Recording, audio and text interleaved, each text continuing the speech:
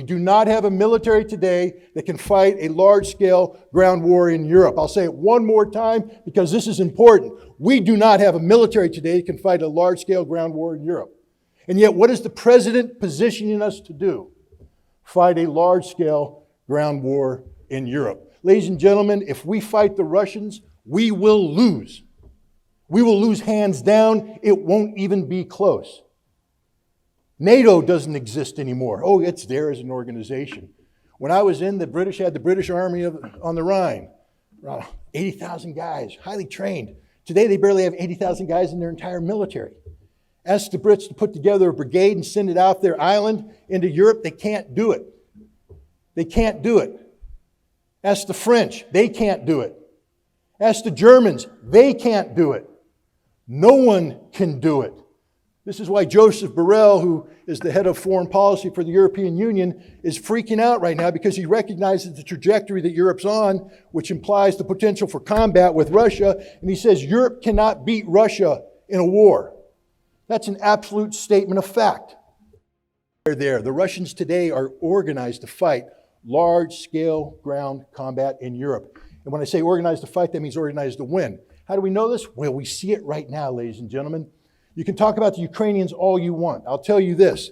Not only were they one of the largest militaries in Europe, they were one of the best equipped militaries in Europe, one of the best trained militaries in Europe, one of the most competent militaries in Europe. This is the Ukrainian army I'm talking about.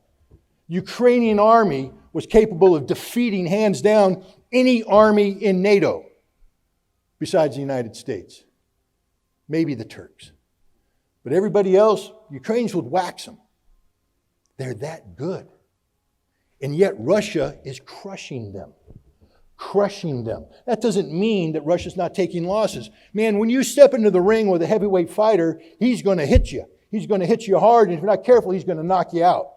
And the Ukrainians are fully capable of delivering some heavy blows, and they have. The Russians aren't perfect. They have made mistakes, and they have paid a price. But the sign of a professional organization is your ability to adapt and overcome. And the Russians have adapted and they've overcome. Today, we have people saying the Russian army officers aren't that good, their army's not that good. The battalion commanders that the Russians have on the ground in Ukraine today are the finest battalion commanders the world has ever seen. These guys are doing miracles. America's battalion commanders would do well to study what these guys are doing. How you lead from the front, sustain combat operations for 100 days, and you get better, not worse. That's a sign of a professional. The Russians are winning, hands down, and they are going to win, hands down. There's nothing that can happen to stop this. Nothing. But there's a problem. We can make the cost for Russia very high. We make it so high that it actually becomes painful. And if we make it too high, then we have what we call a game-changing moment. And we're on the verge of reaching that. We're providing the Ukrainians with weapons that are not going to change the outcome of the war. They are not. But what it will do is kill Russians. And it will kill Russians in large numbers. And this will make it more difficult for Russia to win its victory in a reasonable time frame. It'll drag this conflict out.